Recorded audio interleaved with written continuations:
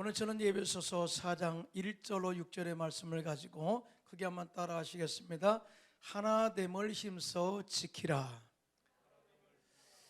하나됨을 힘써 지키라 이라는 제목으로 은혜의 말씀을 나누고자 합니다.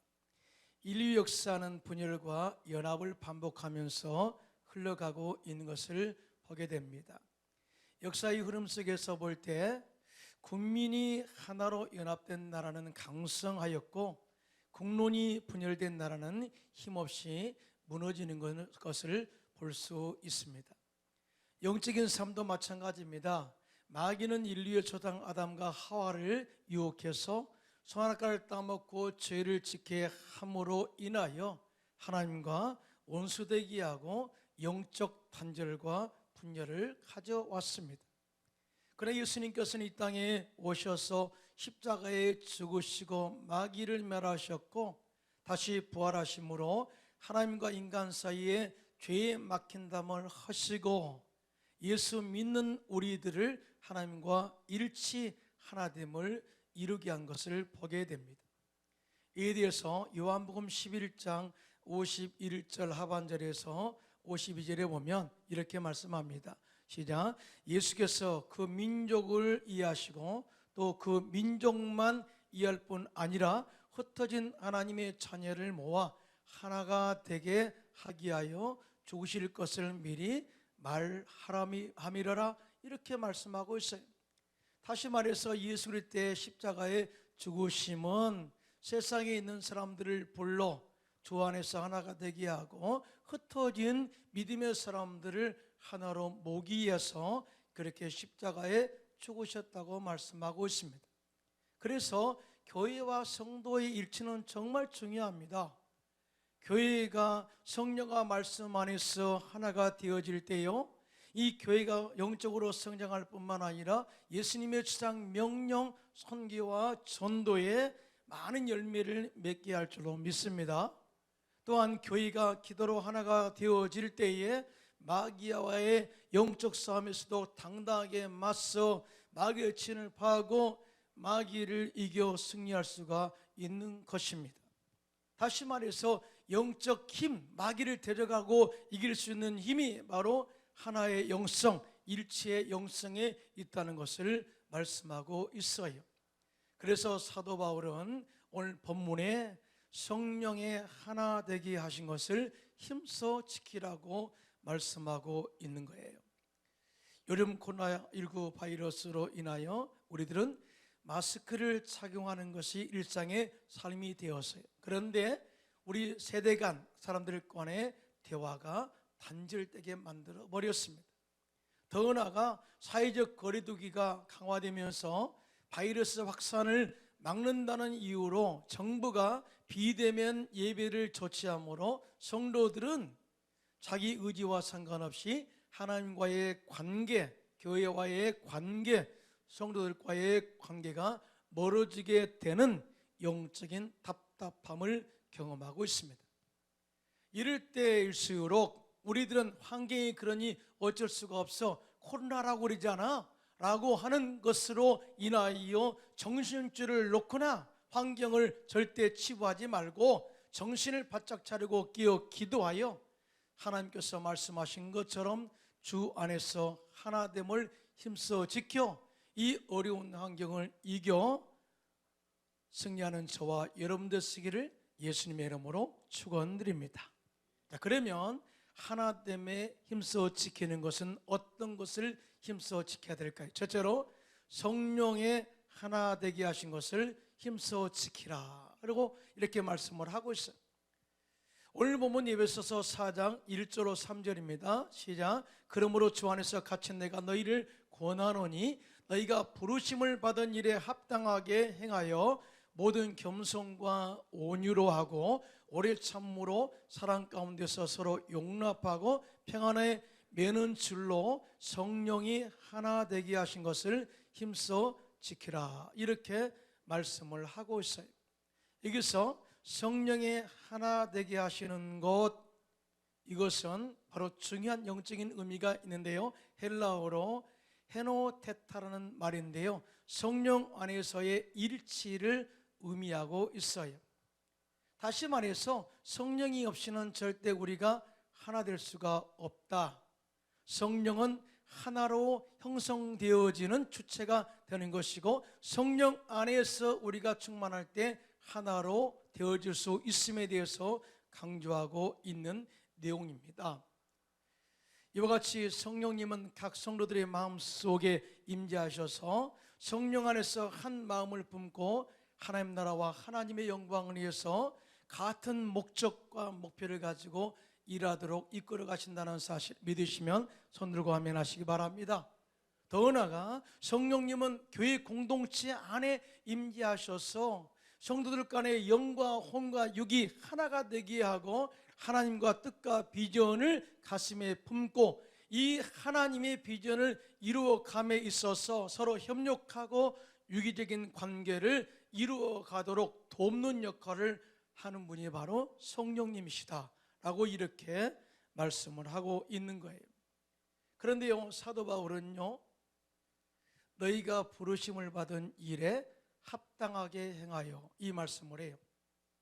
이런 부르심을 받았다는 것은 실적으로 우리가 어떤 하나님의 부르심에 합당하게 부름받았는가, 이 목표와 목적을 정확하게 이유를 알아야 된다라는 영적 의미가 있습니다. 그래서 성령 안에서 하나 되게 하는 이 이유와 방법을 찾는 데 있어서 가장 중요한 것은 하나님의 나를 부르신 목적과 이유를 발견하는 것이다 라는 것을 먼저 말씀을 하고 있습니다. 사실은 주님께서 우리를 부르실 때 두 가지의 목적을 가지고 부르셨어요. 첫째로 하나님의 백성으로 이 부르심, 믿으시면 아멘. 크게 아멘 합시다.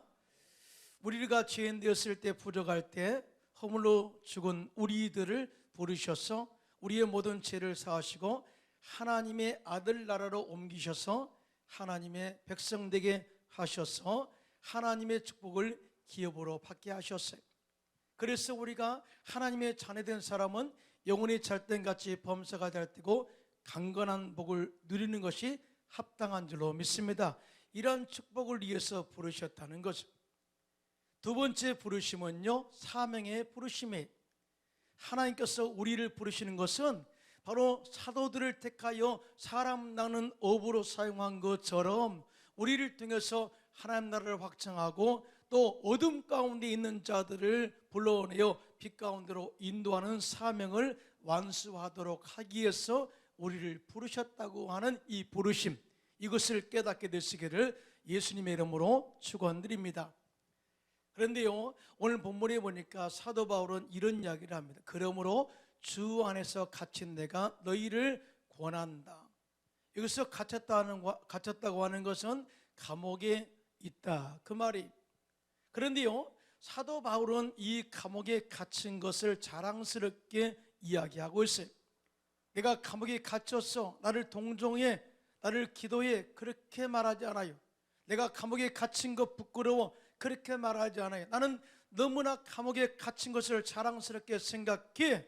그 이유가 바로 여기 있습니다. 내가 현재 감옥에 갇힌 것은 주를 위해서 고난받는 것이다. 주를 위하여 박해를 받는 것이다.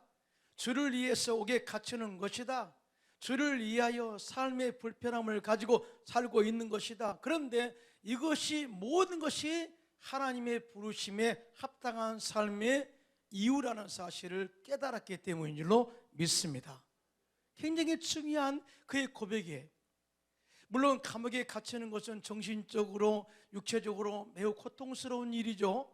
그런데 생각해 보세요. 만약에 사도 바울이 감옥에 갇히지 않았다면 우리가 지금 성경으로 보고 있는 주옥 같은 옥중서신 에베소서, 빌립보서, 골로새서, 빌레몬서를 과연 완성할 수가 있었을까라고 한번 생각해 볼 수도 있다, 그 말이죠. 사도 바울은 감옥에 갇혀 있음으로 인해서 에베소서, 빌립보서, 빌레몬서, 그 다음에 골로새서를 기록한 이 귀한 사역을 감당한 것을 보게 됩니다. 그래서 그가 주 안에 갇힌 것을 합당한 주님의 부르심으로 고백하고 있는 것입니다. 그러므로 우리 역시 예수님으로 인해서 고난을 받을 때 사람을 원망하거나 환경을 원망해서는 안 된다는 거죠. 오히려 나를 부르신 목적과 이유가 무엇인가를 재발견하고 그 부르심에 합당하게 행하여 하나님의 영광을 드러내는 저와 여러분 되시기를 예수님의 이름으로 축원합니다. 그런데요, 여기서 합당하게 행하여라고 하는 합당하게는 헬라어로 악시오스라는 단어인데요, 다른 기둥을 하나 더 세운다라는 의미가 있어요. 다시 말해서 합당하게 행한다, 부르심에 합당하게 행한다라고 하는 뜻은 그리스도인들이 성령의 하나 되게 하심을 지키기 위해서 삶 속에 자기의 경험으로 하는 것 외에, 우리가 영적으로 경험한 것 외에 하나님께서 말씀하신 영적 기준, 영적 기둥을 하나 더 가지고 살아야 된다라고 이렇게 말씀을 하고 있습니다. 다시 말해서 우리의 의지로 합당하게 살아서는 절대 하나가 될 수가 없다는 거죠. 성령 안에서 하나가 되게 하는 것은 하나님이 세우신 기둥, 하나님께서 세우신 말씀의 기준에 따라 우리가 살아야 되는데, 오늘 본문이 네 가지로 말합니다. 첫째로 겸손의 마음입니다. 겸손은 자기를 낮추고 남을 나보다 낮게 여기는 마음을 말하는 것이죠. 겸손은 하나님의 뜻을 받아들이는 통로이기도 합니다. 겸손은 자신의 부족함을 인정하는 태도이죠. 겸손은 상대방의 다름을 인정하는 자세입니다. 겸손은 하나님의 지혜와 은혜와 축복이 흐르게 하는 통로인 것을 보게 돼요. 그래서 잠언서 3장 34절은 이렇게 말씀하고 있습니다. 시작. 진실로 그는 거만한 자를 비웃으시며 겸손한 자에게 은혜를 베푸시나니, 그렇게 말씀하셨어요. 또한 잠언서 22장 4절에 겸손과 야의를 경외함의 보상은 재물과 영광과 생명이라, 이렇게 말씀을 하고 있습니다. 즉 겸손한 자가 야훼 하나님을 경외할 수가 있고, 야훼 하나님을 경외하는 자는 겸손한 자다. 그런데 이 겸손은 반드시 보상에 따르게 되는데, 재물이 풍족하게 되고 하나님의 영광을 있어 쓰임 받게 되고 영생의 복을 받게 된다고 그렇게 말씀을 하고 있습니다.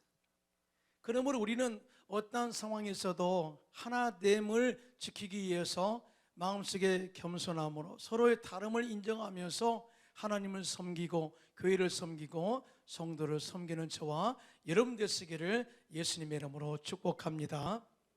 두 번째 마음은 온유의 마음이에요. 온유는 따뜻하고 부드러운 마음씨를 말합니다. 또 이 말씀은요, 어떤 의미가 있냐면 야생마가 주인의 손에 잘 길들여져서 주인의 말에 순종하고 잘 따른다는 것을 의미합니다. 성경에 보면은 모세를 이 지면에 가장 온유한 사람으로 하나님이 인정해 주셨어요. 민수기 12장 3절에 시작. 이 사람 모세는 온유함의 지면에 모든 사람보다 더하더라 라고 이렇게 하나님이 인정하신 이 온유의 성품의 사람이었습니다. 그런데요, 모세가 원래부터 온유했나요? 그렇지 않죠. 애굽의 왕자로 있을 때 히브리 민족을 자기의 힘, 권력으로 이끌어 보려고 인간적인 방법을 동원해서 애쓴 적도 있죠. 자기의 분노 조절을 하지 못해서 애굽의 군사를 죽여 흙에 파묻기도 했던 그 사람, 즉 야생마와 같은 그 사람을 하나님께서 미디안 광야에 옮기시고 40년 광야 생활 속에서 그의 모든 영적인 삶을 길들였어요. 그가 온순하게 온유한 마음이 되었을 때 드디어 때가 참에 하나님께서 모세를 호렙산에서 부르셔서 이스라엘 백성들을 40년 이 광야를 이끌어가는 지도자로 세운 것을 보게 됩니다. 그래서 이 온유의 마음은 지도자의 영성이기도 합니다. 성경에 보면은요, 자기 백성의 구원을 위해서 목숨 걸고 기도한 두 인물이 있는데요, 신약에는 사도 바울이고 구약에는 모세를 들 수가 있어요. 사실은 사도 바울도 이방인의 사도로 부름받았지만은 누구보다도 자기 종족, 이스라엘 종족, 히브리 민족이 주께 구원받기를 원하는 사람 가운데 한 사람이었어요. 그래서 사도 바울은 종족의 구원을 위하여 로마서 9장 3절에 이렇게 고백합니다. 시작. 나의 형제 곧 골육의 친척을 위하여 내 자신의 저주를 받아 그리스도에게서 끊어질지라도 원하는 바로다 라고 그는 이렇게 고백했어요. 하나님, 내 이 백성들을 구원해 주세요. 차라리 내가 주께 끊어져서 저주 가운데 있다 할지라도 내가 그렇게 원하는 바입니다. 이렇게 간절한 구원을 위해서 기도한 자가 바로 사도 바울이라는 거죠. 근데 모세, 정말 이 백성들의 죄를 위해서 스스로 회개하고 백성들을 구원해달라고 간절히 기도한 자가 모세인데요, 한 번은 모세가 호렙산에서 40일 동안 금식하면서 기도하면서요 하나님과 영적인 교통을 이루었고요, 그 다음에 하나님의 말씀을 받을 때, 특별히 이 두돌비 십계명을 받을 때, 하나님 윤리와 법도를 받을 때 40일 동안 주님과 함께 있었어요. 이스라엘 백성들이 땅 아래에 있을 때에 이 모세가 더디움으로 인해서 그들이 답답한 거였어요. 그래서 금을 모아가지고 아론을 중심으로 금송아지를 만들어서 우상을 섬겨 죄를 범하였습니다. 이 광경을 하나님이 그대로 보신 거예요. 그래서 하나님께서 이 백성들의 죄를 내가 알므로 이 악독한 저들을 내가 쳐서 진멸하겠다, 그리고 너를 통해서 새 민족을 세워서 이끌어 가겠다고 이렇게 하나님께서 말씀하실 때 모세가 그러시면 안 됩니다. 제발 용서해 주옵소서. 정말 백성들의 죄를 용서하지 않는다면 생명록에서 내 이름을 제하여 버리십시오서, 이렇게 기도했던 모세의 모습을 보게 되죠. 출애굽기 32장 32절입니다. 시작. 그러나 이제 그들의 죄를 사하시옵소서. 그렇지 아니오시오면 원하건대 주께서 기록하신 책에서 내 이름을 지워버려 주옵소서. 모세의 온유한 기도는요 하나님의 마음을 움직여서 용서함 받게 되었고요, 백성들이 죄를 회개하고 하나님께로 돌아서게 했고요, 흩어진 이스라엘 백성들의 마음을 하나로 모아 하나님의 말씀에 순종해서 적과 꾸는 가나안 땅으로 이끌어가는 지도자로서의 크게 쓰임받게 된 것을 보게 됩니다.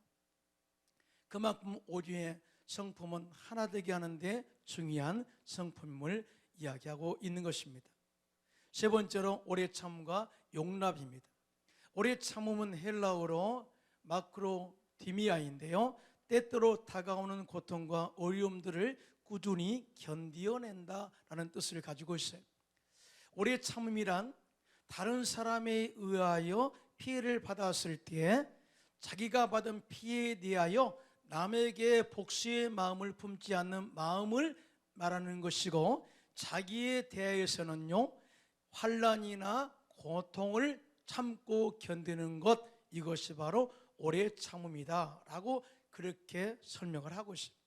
그런데요 믿음의 선진들은요 심한 박해와 고난 속에서도 오래 참고 인내로서 믿음의 승리를 이루어냈어요. 그래서 야고보 선지자는, 야고보 선생은 야고보서 5장 10절에 이렇게 말합니다. 시작. 형제들아, 주의 이름으로 말하는 선지자들을 고난과 오래 참음의 본을 삼으라, 이렇게 말씀하고 있어요. 우리가 정말 환난과 고난과 핍박이 다가온다 할지라도 정말 이런 환경적 어려움으로 인해서 불평하지 말고 오래 참음으로 인하여 인내를 이루어서 믿음의 승리를 이루어라 라는 이 영적인 의미를 담고 있어요. 또한 용납하는 마음은요 남을 이해하는 것을 의미합니다. 이것은 오래 참음과 사랑으로만이 가능하다는 것을 다시 강조하고 있는 내용이에요. 우리가 하나님의 은혜를 입어 선택받은 백성이죠. 우리가 아직 죄인 되었을 때, 우리가 아직 연약할 때, 우리가 경건하지 않을 때 우리를 찾아오셔서 내가 너를 사랑해 하고 우리를 선택하여 구원하신 거예요. 자, 이것을 우리가 동기는 사랑이라고 말합니다. 그런데요 그 과정은 우리를 용납하시고 오래 참음으로써 이루어진 열매인 것을 보게 됩니다. 사랑한다고 해서 무조건 모든 것이 다 완성되는 것이 아니라 그 과정이 있는데 그것이 바로 용납과 오래 참음으로 완성된 열매임을 다시 강조하고 있는 거예요. 그러므로 오래 참아야, 용납해야 우리가 성령 안에서 하나됨을 이루어갈 수가 있음을 강조하고 있는 내용입니다. 네 번째는 성령께서 주시는 평안의 줄을 매는 것입니다. 마귀는 불안을 가져다 주지만 성령님은 언제나 평안을 가져다 주는 줄로 믿습니다. 로마서 8장 6절입니다. 시작. 육신의 생각은 사망이요 영의 생각은 생명과 평안이라. 이렇게 말씀을 하고 있어요. 그래서 성령님이 우리 안에 들어오게 되면은 우리의 영혼이 평안해지고 또 성령이 하나가 되게 하신 것을 지켜 행할 수 있도록 이끌어 가게 되는 것입니다. 사실은 그리스도인들이 하나가 되는 것은 예배의 의식이나 형식이나 제도에 있는 것이 아니라 성령이 들어오실 때만이, 평안으로만이 가능하다는 사실을 믿으시면 손들고 아멘 하시기 바랍니다. 그런데요, 이러한 모든 하나됨은 저절로 되는 것이 아니다. 그래서 사도 바울은 성령의 하나 되게 하신 것을 힘써 지키라, 이렇게 힘써 지키라에 힘을 두고 강조한 것을 보게 되죠. 힘써 지키라는 의미는 어떤 의미일까요? 이것은 최선의 노력을 다하라, 또한 최선의 노력을 다하여 주도적으로 성령 안에서 하나됨을 이끌어 가라라는 영적인 의미가 있어요. 지금 우리는 코로나19 바이러스로 인해서 하나됨이 파괴되어 가고 있습니다. 또한 대한민국을 분열의 도구로 이끌어가고 있습니다. 이럴 때 우리들은 환경이 그러니까 어쩔 수가 없어 라고 포기하지 말고 성령 안에서 겸손과 온유한 마음과 오래 참음과 서로 용납함으로 성령이 주시는 평안의 매는 줄로 하나가 되어 분열되어 가는 대한민국을 하나로 이끌어가는데 주도적으로 이끌어가는 주역이 되시기를 예수님의 이름으로 축원합니다. 두 번째로 부르심의 한 소망 안에서 하나됨을 힘써 지키라, 이렇게 말씀을 하고 있습니다. 오늘 본문 에베소서 4장 4절로 6절입니다. 시작. 몸이 하나요 성령도 한 분이시니 이와 같이 너희가 부르심의 한 소망 안에서 부르심을 받았느니라. 주도 한 분이시요 믿음도 하나요 침례도 하나요 하나님도 한 분이시니 곧 만유의 아버지시라. 만유에 계시고 만유를 통일하시고 만유 가운데 계시도다 라고 이렇게 말씀을 하고 있어요. 여러분, 이 말씀을 통해서 뭔가 감이 오지 않습니까? 이것은 바로 모든 것이 하나로 통일된다 라는 것을 이렇게 말씀을 하고 있어요. 하나 하나 하나 이렇게 계속해서 말씀을 하고 있습니다. 딱 하나됨의 영성, 우리는 만유의 아버지 안에서 한 소망을 가지고 하나됨을 힘써 지켜야 된다 라고 하는 이 말씀을 하고 있는데요, 사도 바울은 우리들이 부르심을 입은 자 안에서 하나가 될 수 있는 근원이 누구냐 라는 것을 정확하게 말씀하고 있는데, 그분은 바로 만유를 통일하시고 만유 가운데 계신 만유의 창조주 하나님이시다라고 말씀을 하고 있습니다. 할렐루야. 이 말씀은요, 여기서만 말씀한 것이 아니고요, 고린도전서 8장 6절에도 이 말씀을 해요. 자, 시작. 그러나 우리에게는 한 하나님 곧 아버지가 계시니 만물이 그에게서 났고 우리도 그를 위하여 있고 또한 한 주 예수 그리스도께서 계시니 만물이 그로 말미암고 우리도 그로 말미암아 있느니라고 말씀을 하고 있어요. 무슨 말씀이에요? 삼위일체 하나님은 한 분이시고 그로부터 모든 생명이 나왔고 창조물이 나왔고 우리 역시 그곳에서 나왔다. 그러므로 우리는 창조주 하나님, 만유의 하나님 중심으로 우리의 모든 신앙의 중심을 세워야 된다. 그리고 주님 안에서 하나가 되어서 하나님을 섬기면서 한 소망을 가지고 하나됨을 힘써 지켜야 된다라고 이렇게 말씀을 하고 있는 것입니다. 그런데 오늘 보니까 몸이 하나다라고 그래요. 이 몸은 교회 공동체를 말하는데요, 사실은 몸이란 예수 그리스도의 몸을 말하죠. 교회의 머리는 예수님인 줄로 믿습니다. 또 이 교회는 예수님의 몸이죠. 그래서 우리는 이 예수 믿는 우리들은 이 몸된 교회 중심으로 함께 연합하고 연락되어서 각자의 직책이나 직분은 다르지만 또 함께 마음을 같이 해서 교회 부흥과 하나님의 영광을 위해서 봉사하고 헌신할 수 있는 것입니다. 또한 주도 한 분이시요 믿음도 하나요 침례도 하나다 이렇게 말씀하고 있는데요, 이 주도 한 분이다, 믿음도 하나다, 침례도 하나다, 이것은 통합됐다 그 말입니다. 사실은 우리의 주님은 예수님이시죠. 우리를 죄 가운데 불러내시고 우리의 삶의 저주를 끊으시고 우리의 모든 질병을 치료하시고 우리가 예수를 믿어 하나님의 자녀가 되게 하셔서 영원한 천국의 소망을 갖게 하신 그분이 우리의 주님이시죠. 우리가 믿음으로 우리가 주님을 영접하게 되었어요. 그런데 믿음으로 끝나는 것이 아니라 침례를 통해서 하나가 되어야 함을 다시 강조하고 있는 내용이에요. 자, 침례라는 의미는요, 우리가 다시 한번 짚어봐야 할 그런 하나님의 말씀입니다. 자, 침례는 신앙의 외적 표현이에요. 침례는 헬라어로 밥티조인데요, 물에 잠근다는 뜻을 가지고 있습니다. 우리가 침례를 받을 때 물색에 잠기게 되는데, 그때 옛사람이 죽어 예수님과 함께 장사 지내고 다시 물 위로 나올 때에 예수님과 함께 새 사람으로 부활되었음을 선포하는 영적 의식이 바로 침례다. 그런데요, 침례를 받게 되면 침례를 통해서 주어지는 축복이 있어요. 첫째로 죄 씻음의 증거입니다. 우리가 예수를 믿으면 하나님의 자녀가 되었는데요, 하나님의 자녀는 십자가의 은혜로 용서함 받은 것을 인정하는 거죠.